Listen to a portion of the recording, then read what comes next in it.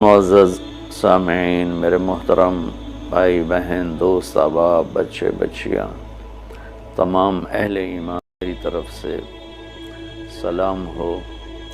ہمارا نیا سال تو ہجری کے اعتبار سے ہوتا ہے تو وہ محرم ہو گیا ہے۔ ہر آنے والا سال ہماری زندگی کا بہت بڑا حصہ ہم سے چھین کے لے جاتا ہے اور ہم بے بس ہو کر اسے دیکھتے ہی رہ جاتے ہیں۔ دنیا کی ہر چیز پر ہم نے اپنے پہرے بٹھائے ہوئے ہیں، لیکن وقت اور زندگی جو سب سے قیمتی سرمایہ ہے، روزانہ ہم سے گردش دوران، سورج اور چاند کی گردش، دن اور رات کا ہیر اور پھیر، کہ ہماری زندگی ہم سے چراتا چلا جاتا ہے۔ اللہ کا غیبی نظام ہماری زندگی سے ٹائم کو، وقت کو گھٹاتا چلا جاتا ہے، یہاں تک کہ ہر آنے والی وہ موت کو گلے لگا کر اللہ کے پاس پہنچ جاتا ہے۔ تو نئے سال کے حوالے سے دو باتیں کرنی تھی۔ واقعہ کربلا کے حوالے سے تو میرے کلپ کافی چل رہے ہیں۔ ایک حدیث پہلے سناؤں گا، اس کے بعد دو حدیثیں اور بس۔ میرے نبی نے ارشاد فرمایا کہ علموا اولادکم القرآن ومحبتی ومحبت اہل بیتی او کما قال۔ میرے نبی نے فرمایا کہ اپنی اولاد کو تین چیزیں سکھاؤ۔ ایک قرآن سکھاؤ کہ قرآن زندگی گزارنے کا طریقہ بتاتا ہے۔ میڈیکل سائنس ہو یا انجینئرنگ سائنس ہو یا کائنات کا کوئی بھی علم ہو، وہ انسان بننا نہیں سکھاتا۔ اناٹمی پڑھ کے ڈاکٹر بن جائے گا، انسان بننے کے لیے قرآن پڑھنا پڑے گا، سیکھنا پڑے گا۔ تاجر، سیاستدان، زمیندار، بادشاہ، بیگم، ملکہ، رانی، فقیرن فقیر، امیرن امیر، سب اس چیز کے محتاج ہیں کہ زندگی کیسے گزارنی ہے، اچھی زندگی، اور اللہ بھی راضی ہو اور ہم بھی سکون سے رہیں، وہ قرآن ہے۔ کہ قرآن ان ھذا القرآن یہدی للتی ہی اقوم، یہ دعویٰ صرف قرآن کا ہے۔ میرا اللہ فرماتا ہے کہ صرف قرآن ہی ہے جو تمہیں صحیح زندگی گزارنے کا طریقہ بتاتا ہے۔ ہمارے گھروں کی زندگی انتشار کا شکار ہے۔ شادی ہوتے ہی طلاقیں ہو رہی ہیں، طلاقوں کی ریشو بڑھ رہی ہے کہ والدین اپنے بچیوں پر صرف پڑھائی پڑھائی پڑھائی، اور ہمارے پاکستان میں پڑھائی تو ہے نہیں، صرف کاروبار ہے۔ تو بچیوں کو پتہ ہی نہیں ہوتا جب شادی ہوتی ہے کہ زندگی کیسے گزارنی ہے۔ ایسے والدین کو بھی نہیں پتہ ہوتا کہ ہم نے اپنی اولاد کو کس بنیاد پہ کھڑا کرنا ہے۔ تو قرآن وہ زندگی بتاتا ہے جس پر چل کر ہر بڑا چھوٹا، بڑی چھوٹی خوشگوار زندگی گزار سکتے ہیں۔ تو آپ نے فرمایا کہ اپنی اولاد کو قرآن سکھاؤ۔ دوسرا فرمایا وہ محبت، اور میری محبت سکھاؤ، کہ آپ نے فرمایا لن یؤمن احدکم حتی اکون احب الیہ من الناس وولدہ ووالدہ اجمعین۔ آپ نے فرمایا کہ اگر تم چاہتے ہو کہ تمہارا ایمان مکمل ہو تو میری محبت اپنی ذات سے، اپنے والدین سے، اپنی اولاد سے اور پوری دنیا کے انسانوں سے مجھے سب سے زیادہ پیار دو گے تو تمہارا ایمان مکمل ہوگا۔ تو اللہ کے نبی کی محبت کے بغیر ایمان کامل ہو نہیں سکتا۔ اب محبت کا کیا پیمانہ ہے، کیا معیار ہے؟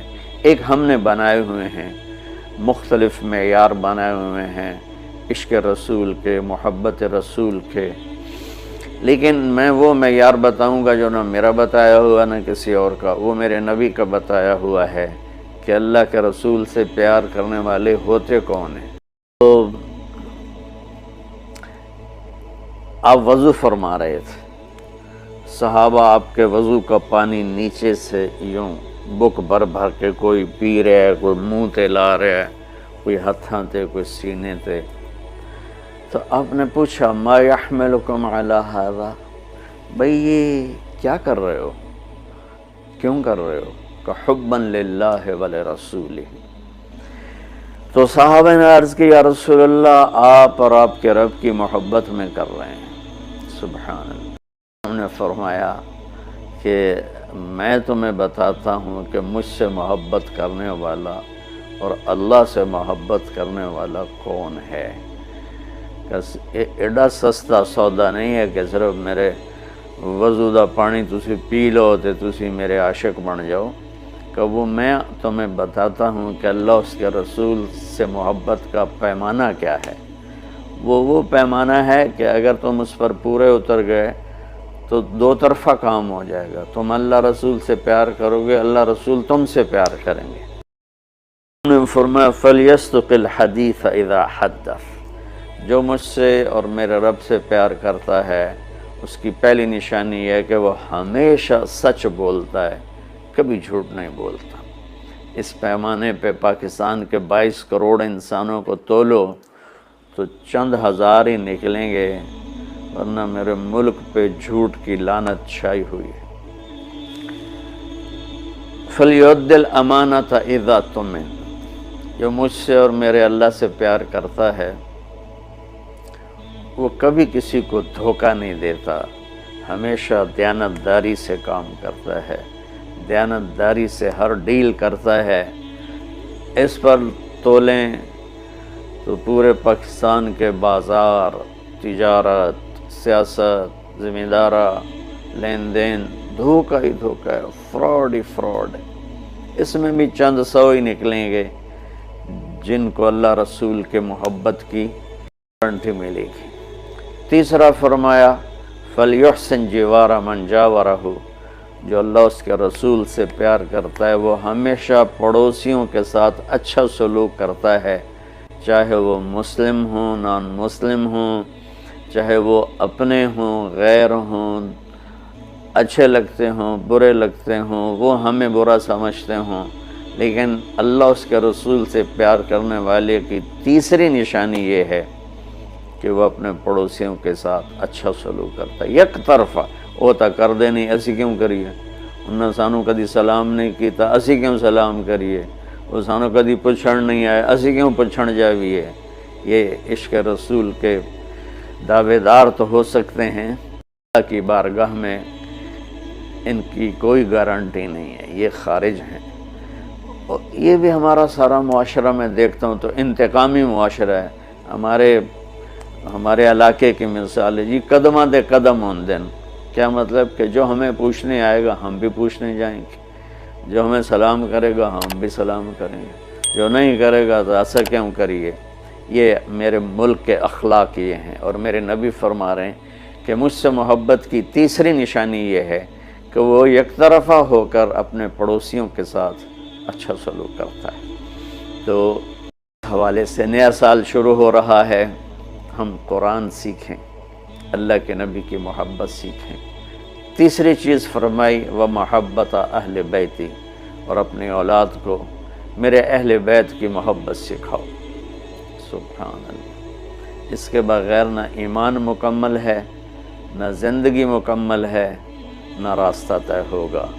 کہ آپ نے فرمایا غدیر خم کے موقع پر جب آپ حج سے واپس تشریف لا رہے تھے کہ میں تم میں دو بڑی بھاری چیزیں چھوڑ کے جا رہا ہوں، اگر ان کو مضبوطی سے پکڑ کے رکھو گے تو کبھی گمراہ نہیں ہوگے اور مجھ سے ملو گے۔ خلاصہ کے طور پر ایک میری کتاب اور ایک میرے اہل بیت۔ تو ہم نے قرآن کے ساتھ بھی ناانصافی کی ہے اور اہل بیت کے ساتھ بھی ناانصافی کی ہے۔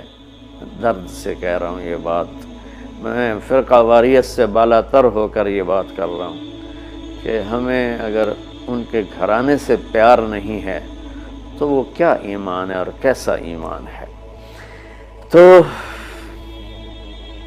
اللہ اس کے رسول نے جو محبت کی نشانی بتائی ہے وہ بھی میں نے بتا دی، اور جو اللہ کے نبی فرما رہے ہیں کہ 3 کام اپنی اولاد کو سکھاؤ، قرآن، میری محبت، میرے اہل بیت کی محبت۔ تو آؤ بھائی ہم اپنے ملک کے لیے بھی ایک اچھے پاکستانی بنیں، سچ بول کے، دیانتداری، محبت، ایثار، وفا، صحیح تولنا، صحیح بولنا، اور ماں باپ کی خدمت، بیوی کے ساتھ اچھا سلوک، اولاد کے ساتھ محبت، یہ سارے وہ چیپٹر ہیں جو اس وقت بالکل ادھورے پڑے ہوئے ہیں۔